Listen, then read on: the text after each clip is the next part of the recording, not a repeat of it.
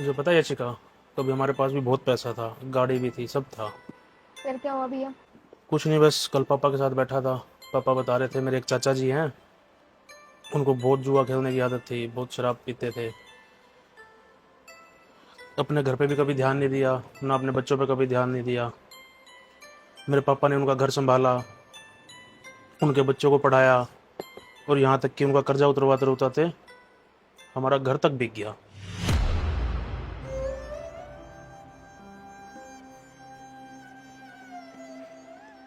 आज मेरे चाचा के बच्चे तो पढ़ लिख के कामयाब हो गए। आज उनके पास घर भी है, वो तो गाड़ियों में घूम रहे हैं, और मैं यहाँ दुकान पे सफाई कर रहा हूँ।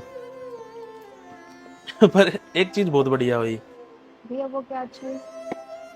उन्होंने भले ही हमें बर्बाद कर दिया, पर मेरे चाचा को भी आज कोई नहीं पूछता घर में। भले उनके बच्चों के पास आज लाखों करोड़ों रुपए हैं, पर ना तो उनके बच्चे उनको पूछते, ना तो उनकी बहू उनको घर पे आने देती। दर दर की ठोकरें खा रहे हैं। भगवान भी सही हिसाब कर देता। भगवान के घर में भी देर है, अंधेर नहीं। रोहित भैया, हमारी कहानी भी ना आपकी कहानी की जैसी है। मेरे पापा ने भी ना मेरे चाचा को ना सहारा देने के लिए घर में रखा था। और एक दिन ना मेरे चाचा ने नकली कागज बना के हमारी प्रॉपर्टी पे कब्जा कर लिया और हमें ना घर से निकलवा दिया। आज हम भी किराए पे हैं। पता नहीं क्यों भगवान चाचा बनाते हैं, बिन चाचा के भी तो रिश्ते चलते हैं ना। पता नहीं क्यों करते हैं ऐसा। यशिका, रोहित, इधर आओ।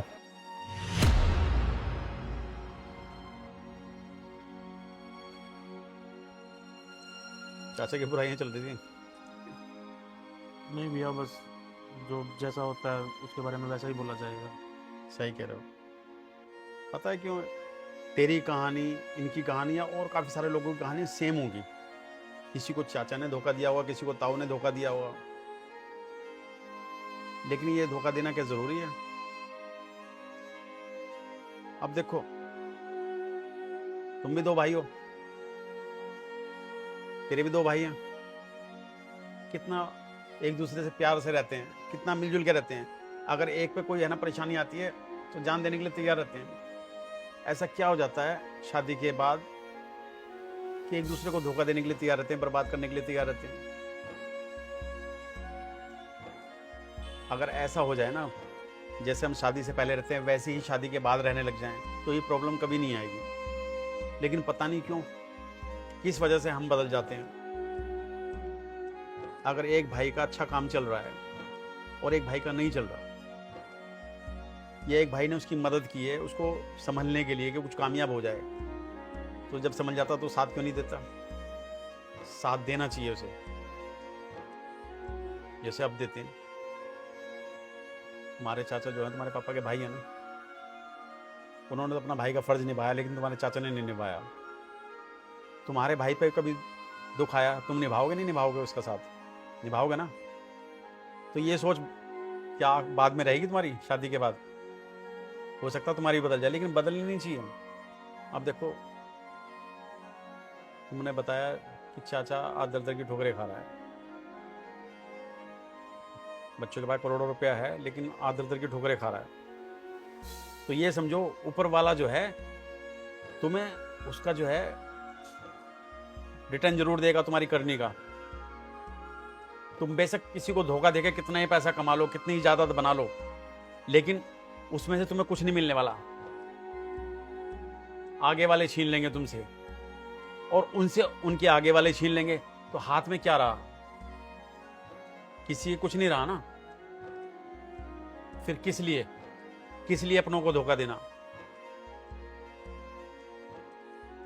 जब हमारा हाल ये होगा कर्मों की वजह से, क्या ऐसे कर्म करने जरूरी हैं? इंसान जानता जरूर है लेकिन मानता नहीं है। मैं आपको कितना समझा रहा हूं, लेकिन क्या मानोगे? कुछ नहीं पता। लेकिन तुम्हें अपने आप पे रखना है। अगर खुदा ना खास्ता तुम्हारा भाई किसी हालत में है, मुसीबत में है, तो उसकी मदद हमेशा देना। अगर तुम दो भाई एक जैसे रहोगे ना, बराबर में, तुम भी कामयाब, तुम्हारा भाई भी कामयाब, लोग तुम्हारे बारे में कैसी बातें करेंगे ना। दोनों भाइयों की तारीफ करेंगे ना, इन दोनों भाइयों ने तरक्की करी, कुछ जिंदगी में कुछ करा। वरना एक भाई घूम रहा धक्के खाता हुआ, दूसरे भाई की तारीफ होगी? यही कहेंगे कि एक भाई तो कामयाब है, दूसरा भाई जो है धक्के खाता फिर रहा है, ऐसी कामयाबी पे लानत है। ये धीरे धीरे हमारे रिश्ते ना खत्म होते जा रहे हैं, हम एक दूसरे से दूर होते जा रहे हैं। तुम्हारे पापा ने ना तुम्हें बताया कि मेरे भाइयों ने ऐसा किया, उन्हें ऐसा नहीं बताना चाहिए। पेरेंट्स को अपने बच्चों को अपने भाइयों के बारे में, अपने पिताजी के बारे में, माँ के बारे में, बहनों के बारे में बुराई नहीं करनी चाहिए कभी भी अपने बच्चों के आगे। उनकी नज़र में, बच्चों की नज़र में उनके चाचा की अहमियत तो खत्म होगी ना। बच्चे क्या सीख रहे हैं? बच्चे कोई अच्छा लेसन नहीं सीख रहे। कोई है ना दादा की बुराई करता है, कोई ताऊ की बुराई करता है, करते ना। ये पेरेंट्स को नहीं करनी चाहिए। अगर बच्चों के आगे हम अपने रिश्तेदारों की, भाइयों की तारीफ करेंगे तो उनकी नज़र में उनकी इज्जत बढ़ेगी ना, उनका तो तालमेल बना रहेगा ना आगे। लेकिन हम अपने बच्चों को शिक्षा क्या देते हैं, बुराई करते हैं। इससे क्या आगे वाले रिश्ते खत्म हो जाते हैं, खत्म होते हैं ना, बोलचाल बंद हो जाती है ना। हो सकता तुम्हारी बोलचाल की वजह से जो है वो मदद ना करें। हो सकता तुम्हारे चाचा के जो बच्चे हैं वो अच्छे हों, लेकिन तुम्हारा जो है रुख देखकर, व्यवहार देखकर ना हेल्प करने के लिए आगे बढ़ते हों।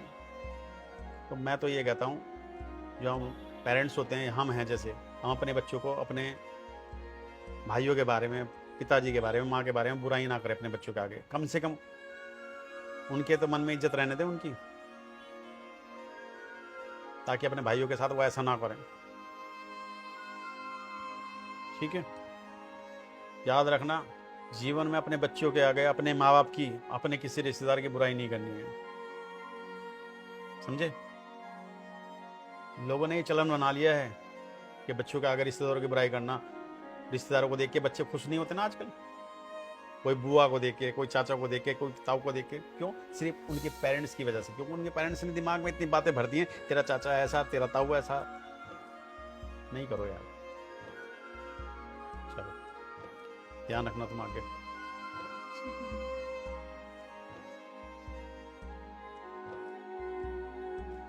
ये बात मैं सही कह रहा हूं? अपने बच्चों के दिल में रिश्तेदारों के लिए जहर भरना हम ही तो कर रहे हैं। ये